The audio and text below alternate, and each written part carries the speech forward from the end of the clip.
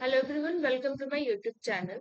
तो आज जो हम लोग देखेंगे वो करेंगे कि कन्वर्जेंट और डाइवर्जेंट ऑफ के सीक्वेंस में कुछ प्रॉब्लम्स करेंगे। ओके, पिछले दिन हम लोगों ने देखा था कि सीक्वेंस के कन्वर्जेंट और डाइवर्जेंट का मतलब क्या होता है, इसके फॉर्मल डेफिनेशन देखे थे, एग्जाम्पल्स भी किए थे। आज इस पे थोड़ा कुछ प्रॉब्लम्स कर लेते हैं तो और भी क्लियर हो जाएगा। उसके बाद जो और भी प्रॉपर्टीज होती है ये सब हम लोग करेंगे। ओके, तो इसके पहले अगर आप आईआईटी से हम बीएससी मैथमेटिक्स सीयूईटी पीजी या फिर कोई भी एमएससी एंट्रेंस एग्जाम की प्रिपरेशन कर रहे हो तो ये जो सीरीज है रियल एनालिसिस की, ये बहुत ही हेल्पफुल होने वाली है। ओके, तो चलो स्टार्ट करते हैं। तो क्वेश्चन नंबर 1, ये हमारे पास सीक्वेंस कुछ गिवन है इस तरह से। सीक्वेंस की नोटेशन ऐसा होता है ना, इसके जो nth टर्म है वो इस तरह से 3n² plus 2n+1 divided by n² + 1। तो इस सीक्वेंस की ये सीक्वेंस कहाँ पे कन्वर्ज करेगा या फिर डाइवर्ज करेगा, ये हमें नहीं पता। अब हमें पता करना है कि कन्वर्जेंट है या डाइवर्जेंट है। तो सिंपली जो पिछले दिनों हम लोगों ने डिस्कस किया था कि सीक्वेंस का कन्वर्जेंट और डाइवर्जेंट का जो फॉर्मल डेफिनेशन क्या था कि for every epsilon greater than 0 there exist a natural number, and जिस स्टेज के बाद उस सीक्वेंस और लिमिट के बीच का जो गैप है वो बहुत ही छोटा होगा, लेस देन एप्सिलॉन। इस तरह से होते जाएगा for all n greater than or equals to n के लिए। ठीक है, तो जब हमने किया था तो हम देख रहे थे कि इंफिनिटी बहुत ही, जब एन की जो टर्म्स है वो बहुत ज्यादा, एन जो ले रहा है बहुत ज्यादा बड़ा, मतलब इंफिनिटी पे जाने पे सीक्वेंस की बिहेवियर कैसा हो पा रहा है। ठीक है, तो सिंपली ये जो फॉर्मल डेफिनेशन है तो लिमिट हमें पता रहेगा तभी हम लगा पाएंगे। ओके, तो सिंपली जब भी हमें सीक्वेंस की कॉन्वर्जेंट या डाइवर्जेंट हमें निकालना हो, फाइंड आउट करना हो कि सीक्वेंस कॉन्वर्ज कर रहा है या डाइवर्ज, तो सिंपली हम क्या करेंगे, इस सीक्वेंस की जो nth टर्म है, nth टर्म क्या दिया हुआ है? हमें दिया हुआ है ऐसे, जब इसमें हम क्या करेंगे, वन पुट करेंगे तो वन फर्स्ट टर्म आएगा, सेकेंड पुट करेंगे सेकेंड टर्म आएगा। तो इस तरह से nth टर्म क्या है, 3n² plus 2n+1 divided by n² + 1। ये हमारे पास गिवन है।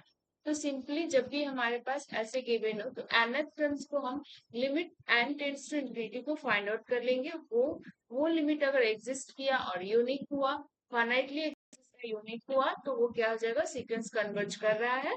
ओके, तो हम सिंपल ऐसे कर देंगे। ये कन्वर्जेंट और डाइवर्जेंट फाइंड आउट करने के लिए सीक्वेंस में हमेशा हमें बस यही करना है। ओके, तो अगर जो ये लिमिट फाइनाइटली एग्जिस्ट किया और यूनिक लिमिट हुआ तो सीक्वेंस कन्वर्ज हो गया। और अगर जो लिमिट एग्जिस्ट नहीं किया, इंफिनिटी को चला गया या फिर दो लिमिट पर पे कन्वर्ज कर रहा है, दो लिमिट आ रहा है, तो फिर वो डाइवर्ज हो जाए। ओके, तो देखेंगे और भी इसमें प्रॉब्लम्स, पहले ये करते हैं। तो फिर ये कितना हो जाएगा, 3n²। सिंपली हमें इंफिनिटी पे लिमिट को फाइंड आउट कर लेना है, 2n+1 डिवाइडेड बाई n² + 1। तो इसकी लिमिट क्या होगी जब हम इसमें इंफिनिटी पुट करेंगे, तो इंफिनिटी इंफिनिटी, ये तो इंफिनिटी बाय इंफिनिटी फॉर्म आ रहा है। तो अब सोचोगे कि इसमें लिमिट में जो एल'होपिटल रूल लगाते थे वो यहाँ पे भी अप्लाई होता है। ठीक है, तो यहाँ पे इंफिनिटी बाय इंफिनिटी है, तो हम यहाँ पे एल'होपिटल रूल लगाएंगे। ओके, जिन्हें आप बोलोगे कि वो तो रियल फंक्शन जो है वो तो रियल लाइन पे होता है, आर से आर फंक्शन डिफाइंड होता है, तब वो एल'होपिटल रूल था जब हम कैलकुलस में लिमिट पढ़े थे। ओके, तो हाँ, ये जो रियल पे है और नेचुरल नंबर क्या है, इसका सबसेट है, तो ये जो है ना इसका एक पर्टिकुलर ये है ना, इसका सबसेट है ना।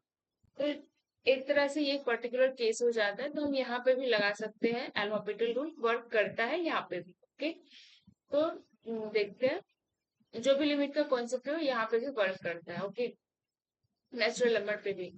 तो क्या होता है एल'होपिटल रूल, इसको डिफरेंशिएट करेंगे, हो जाएगा 6n।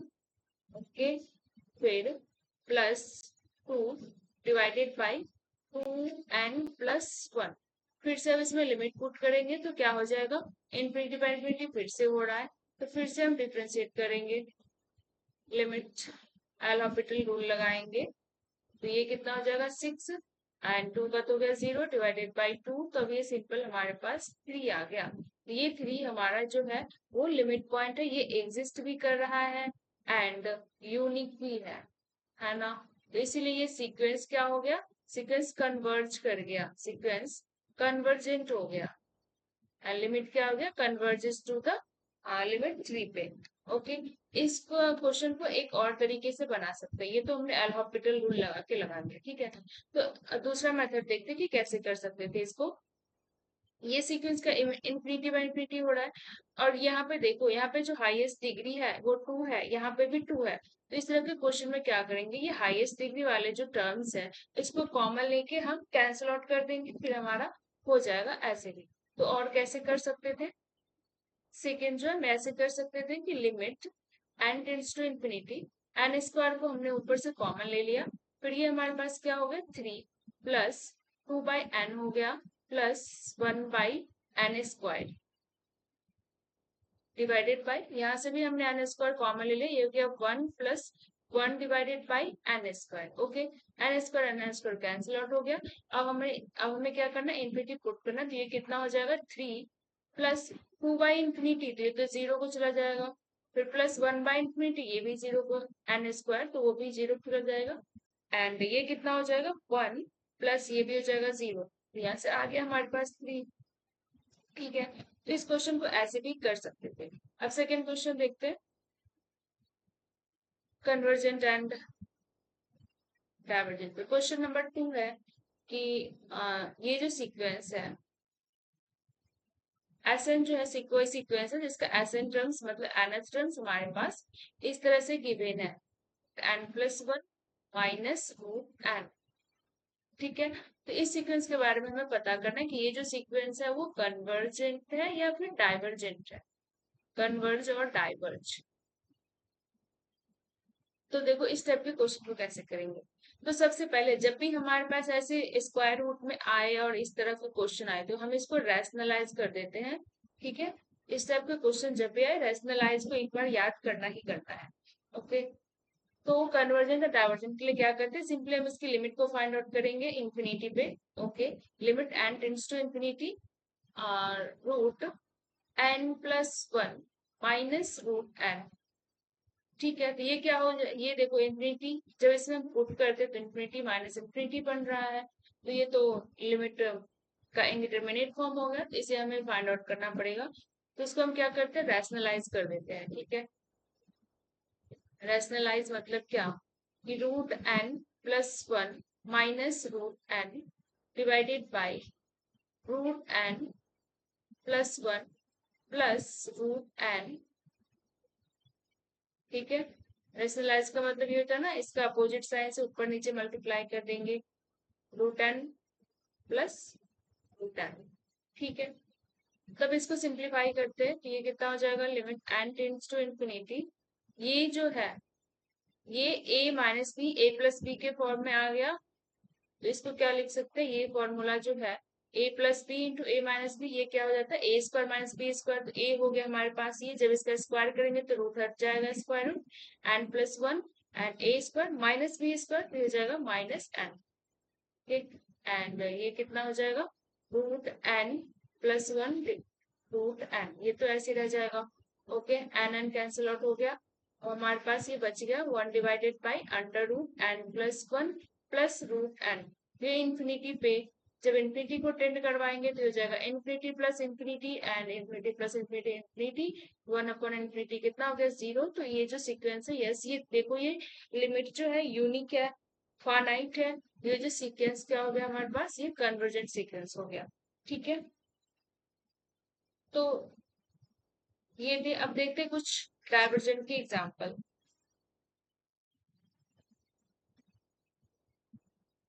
ओके, क्वेश्चन नंबर 3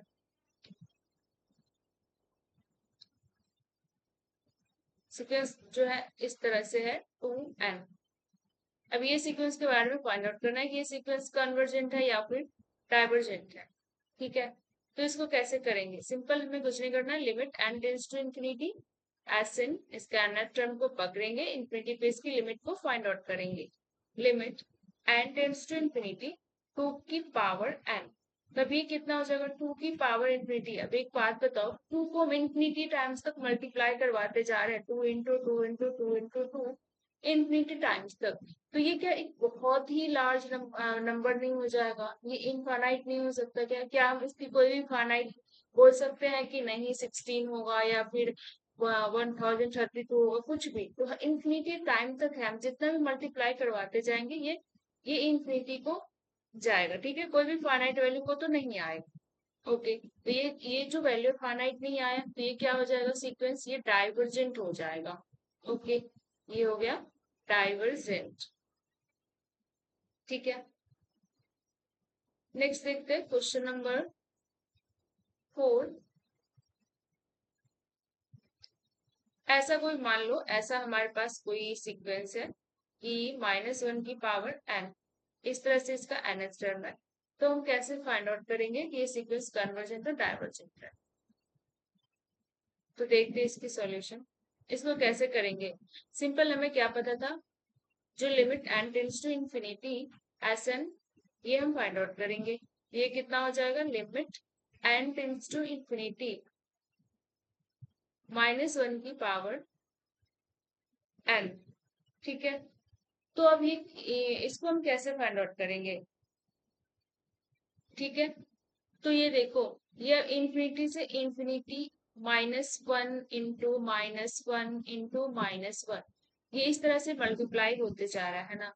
तो जब ये इवन टाइम्स मल्टीप्लाई हो रहा है, तब ये मतलब जब ये ऑड टाइम्स मल्टीप्लाई हो रहा है फिर तो ये -1 ही रह जाएगा। जब ये इवन टाइम्स मल्टीप्लाई होगा तब फिर ये +1 में आ जाएगा। तो ये n क्या है, इवन या है या ऑड है, ये तो हमें नहीं पता है ना। तो ये सीक्वेंस क्या हो जाएगा, ये सीक्वेंस जो है, इसको हम कैसे लिमिट को फाइंड आउट करेंगे? क्योंकि ये कोई यूनिक वैल्यू पे तो नहीं जाएगा, तो इसको हमें दो लिमिट मिल जाएगा। ये कब हो जाएगा, जब एन इंफिनिटी पे हम देखते हैं क्या इंफिनिटी को जाएगा तो सीक्वेंस का बिहेवियर कैसा हो रहा है। ठीक है,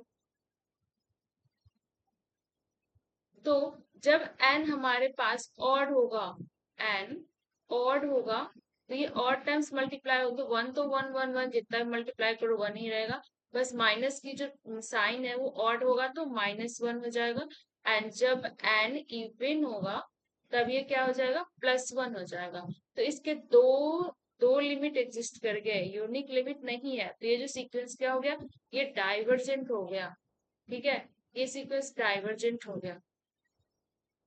एंड ये जो सीक्वेंस है ये हो गया ऑसिलेट भी कर रहा है। ठीक है, ऑसिलेटिंग तो वो डाइवर्जेंस की कैटेगरी में आता ही है।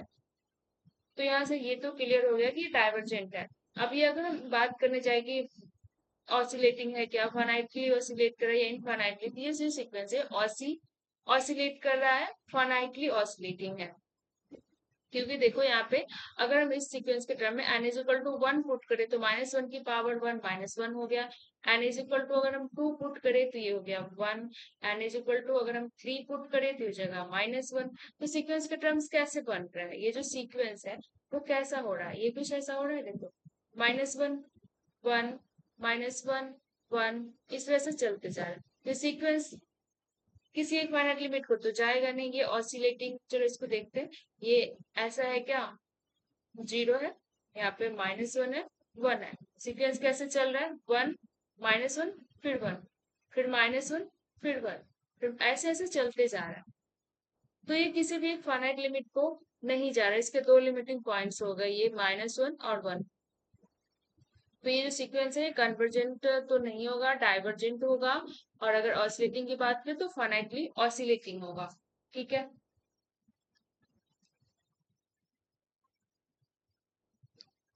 क्वेश्चन नंबर 5 देखते हैं। ऐसा हमारे पास सीक्वेंस है -1 की पावर n, इसकी nth टर्म जो सीक्वेंस की इस तरह से गिवन है। तब ये सीक्वेंस क्या कन्वर्जेंट होगा, डाइवर्जेंट होगा? आज तो बस कन्वर्जेंट और डाइवर्जेंट पे बात करेंगे। ये सीक्वेंस कन्वर्जेंट है या फिर डाइवर्जेंट है? तो इसको हमें वही काम करना है कि limit n tends to infinity S N is equal to limit N tends to infinity, ये हमें फाइंड आउट करना है -1 की पावर एन इंटू एन। तो इसको कैसे करेंगे? तो ये यहाँ पे भी ये जब एन इंफिनिटी पे जा रहा है तो एन ऑड है, ये इवन है, हमें नहीं पता, क्योंकि ये माइनस साइन यहाँ पे, तो अब बोलोगे यहाँ पे तो ऑड इवन नहीं देखते, तो यहाँ पे पॉजिटिव साइन है, इसलिए यहाँ पे कोई प्रॉब्लम, साइन से कोई प्रॉब्लम हो नहीं रहा। ओके, तो यहाँ पे देख पा रहे हैं कि जब एन और इवन टाइम जाता है तो पॉजिटिव हो रहा है, और टाइम जाता है तो नेगेटिव हो जा रहा है, तो इसलिए हमें ये देखना पड़ेगा। ठीक है, तो यहाँ पे क्या हो जाएगा, जब एन ऑड होगा तब तो ये -1 वाली जो बात है, -1 की पावर एन, ये तो -1 रह जाएगा, और एन ये वाली जो चीज है ये कहाँ पे, इंफिनिटी पे जाएगा, तो इसके वजह से ये कितना हो गया, माइनस इंफिनिटी को चला गया। ठीक है, एंड जब एन इवन हुआ तो ये -1 वाली जो बात है ये कहाँ पे गया, ये तो +1 को चला गया, एंड ये तो इंफिनिटी पे चला जाएगा, इंफिनिटी पे, तो ये कितना हो जाएगा, प्लस इंफिनिटी। तो ये सीक्वेंस जो है यहाँ पे भी, ये एक तो इंफिनिटी गया तो ऐसे ही पता है कि ये कन्वर्जेंट होगा नहीं, डाइवर्जेंट सीक्वेंस है, एंड ये सीक्वेंस है ऑसिलेटिंग इनफाइनाइटली, माइनस इंफिनिटी से प्लस इंफिनिटी के बीच में ये सीक्वेंस ऑसिलेट कर रहा है। ठीक है, मतलब माइनस इंफिनिटी की तरफ भी जा रहा है, प्लस इंफिनिटी की तरफ भी जा रहा है। ठीक है, ये सीक्वेंस हो गया हमारे पास, डाइवर्जेंट हो गया, एंड ऑसिलेटिंग इनफाइनाइटली हो गया। देखो इसको ऐसे देखते हैं, सीक्वेंस के टर्म्स कैसे होंगे, कुछ इस तरह से होगा, जब 1 पुट करेंगे तो ये हो जाएगा -1, 2 पुट करेंगे तो हो जाएगा +2, 3 पुट करेंगे तो ये तो हो जाएगा माइनस, और फिर यहाँ पे हो जाएगा -3, फिर 4 पुट करेंगे तो प्लस में 4 आ जाएगा, 5 पुट करेंगे तो माइनस में 5 आ जाएगा। तो सीक्वेंस इस तरह से जा रहा है। तो क्या हो रहा है, यहाँ पे 0 है, यहाँ पे -1 है, फिर 1, 2, 3 एंड 4, -2, -3। यहाँ पे देखो कैसे हो रहा है, ये सीक्वेंस कैसे चल रहा है, यहाँ पे क्या है, -1 है। ठीक है, -1 के बाद ये 2 पे गया, ओके, -1 के बाद 2 पे, 2 के बाद ये -3 पे गया, -3 के बाद सीक्वेंस के अगला टर्म जो है वो 4 है, 4 के बाद ये जा रहा है -5 को, कुछ इस तरह से यहाँ पे होगा, फिर यहाँ से बात चला जाएगा 6 पे। तो देखो ये इंफिनिटी तक जा रहा है, ये यहाँ पे कोई दिख ही नहीं रहा है कि सीक्वेंस किसी एक पॉइंट पे जाकर कन्वर्ज कर जाएगा। तो ये सीक्वेंस जो है एंड ऑसिलेट कर रहा है, ऐसे ऐसे ऐसे हो रहा है ना, लेकिन ये इनफाइनाइटली जा रहा है, अपना इनफाइनाइट तक जा रहा है। यहाँ पे क्या था, दो वैल्यू के बीच में ये ऐसे ऐसे ऑसिलेट कर रहा था, तो ये हो गया इनफाइनाइटली ऑसिलेटिंग सीक्वेंस है। ठीक है, तो ये हो गया।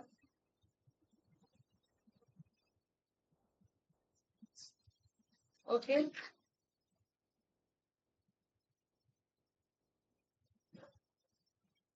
एक और क्वेश्चन देख लेते हैं, क्वेश्चन नंबर 6।